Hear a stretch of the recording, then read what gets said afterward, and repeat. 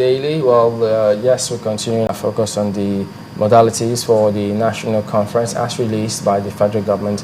But it was only yesterday when the National Council of State met and then, giving some sort of nod to that conference. And we've got this report by Chukuma. Let's take a look at it.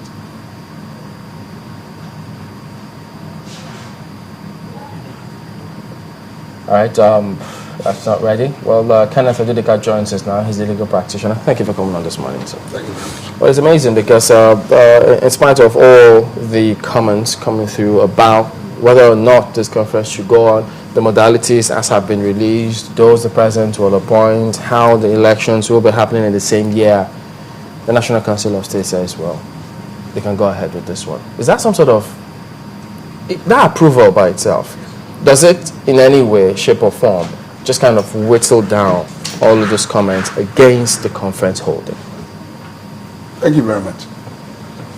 First of all, there's no way you could have anything that there'll be such unanimity that 160 million or whatever number we actually are will agree that that's the right thing to do. But the fact is that majority of Nigerians actually want to talk so as to decide how to live together. Because Nigerians want to live together. They want to decide how they're going to live together. So that's endorsement by the National Council of State. Well, you could say kind of it's a boost to the morale of the president, not to the morale of Nigerians, because they're waiting for the talk. Why to the president, not to Nigerians? Because the president is the person who is hearing from both sides. The few who now seem to be against it, and the majority that actually want this thing to happen. But those who are against it, if you look at the points they raised, shouldn't they be considered or listened to? Everybody has a right to be heard. It's in the Constitution. So they should be listened to, but it doesn't mean we have to do what they are asking for or what they're advocating. Remember that most of the people who are now speaking against this same conference, well, those who have been clamoring for it over time. Is it because they're not the people now midwifing it that are against it? So, well, they say, not that they're against it, but they just think that the timing is wrong. I don't understand what they mean by that. We have tentatively 3 months to do that. You're talking about the election, because I guess we're talking about 2015 election, which is taking place in February next year, according to the timetable released by INEC. Now, we are saying this one is likely to end by May, June, and then we still have a time to campaign. You can't even start campaigning now anyway. It will be illegal. So after this is done, and if we are even getting a new constitution, would it even be nice for us to say, look, this is the one we have done for ourselves? Let's get some things right here. Nigeria answers Federal Republic of Nigeria. Just that is it. It's just an appellation. We are not a federal republic. We are not practicing federalism. Look at Lagos State. With all the wealth at its disposal from, for instance, the Nigeria Ports Authority, well, the ports. Lagos State still has to go to Abuja to be begging them for money, naturally, what do you call it, a FAC? And some other things like that. So where is the federalism? If you recall, well, I don't know, maybe at least from your history books, when we had the regions, some of us were, well, relatively in certain classes then to be able to appreciate what was going on. That was the time Nigeria was developing. The North, the East, the West, and then thereafter the Midwest.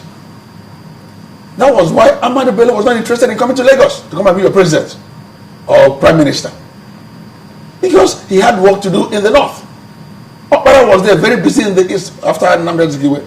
While Awolowo was very busy here, developing the regions. That was federalism. Now we have a unitary system, but we call it federal. So we need to sit down together and determine how do we even want to live together and know it. Yeah, but if you say, according to the Constitution, it's supposed to be a federal system, but it's not being practiced as such. And then some also tell you, just as you say, they had work to do at the time.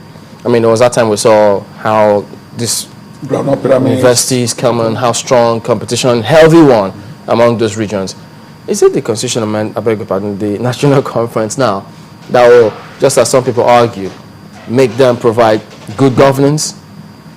Even the Constitution that we have now, some say, look, if you just practice it to the letter, if you have good governance, you won't even be talking about this conference. Even the constitution you're talking about is flawed in several respects. So they're saying if you practice it.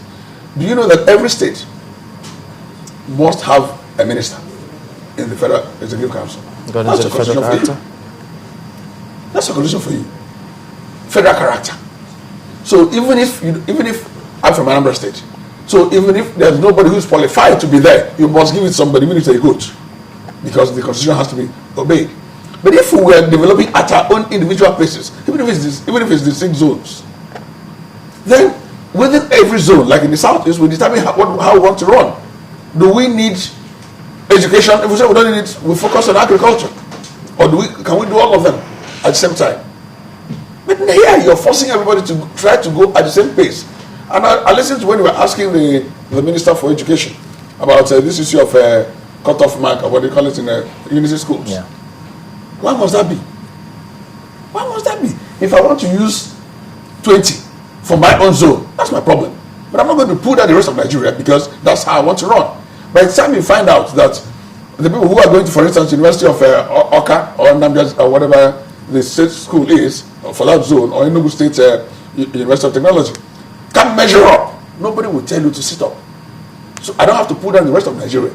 So practicing that what do you call it, the constitution the way it is now, will not get us to where we're supposed to be. But this can be done by just an amendment of the constitution. We're just using one aspect. We're talking about the whole document. We're talking about our way of life. You know, there was a time in Nigeria when, for you to be a successful businessman, you have to have Alhaji this as your chairman. Otherwise, you won't get any business. You won't do any business. It's also possible now that for you to be very effective, you have to get a terminal, I don't know, cemetery. On your board.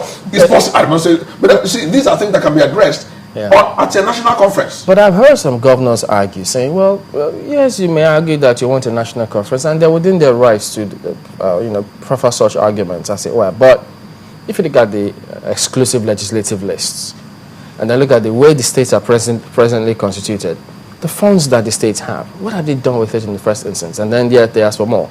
Then even the laws within the exclusive preserve of the National Assembly to amend, what have they done about all of those? So much responsibility in different quarters. Nobody seems to be taking them as much as they ought to. Then we want a conference. As if this conference holds, all our problems disappear. First of all, the exclusive list prior to this unitary thing we're practicing and calling federal, how many items do they have there? I think 40 something or so. Now it's practically the whole things. A few now left for the states and the local government, and the concurrent list and the residuary list. So you need to whittle down the exclusive list. And when you whittle it down, both legislative or executive? Everything. Okay. Everything. You see, formerly we had our constitutions in the regions. We even had our courts, superior courts. Now everything has to go through the so-called federal system. What does the man in Abuja, what does he know about the practices in my village? It's not why you have your high courts. How many of them are there? The high court, and then when it goes to the Court of Appeal and Supreme Court, what happens? But we've always known because now you're still, you see, if we're not narrowing down to now how was the case presented, it's a different matter. We're still talking about what exactly are the ingredients of the case. What make up the case you're prosecuting or defending. You must whittle down the things at the center. If you did that, all this hustling and hassling going on would not happen. People would be more interested, like I just said, the Zik, the Akbara, Wolowo, and Amadu Bello. People won't be rushing to get to be president. Look at what we're going through every 4 years.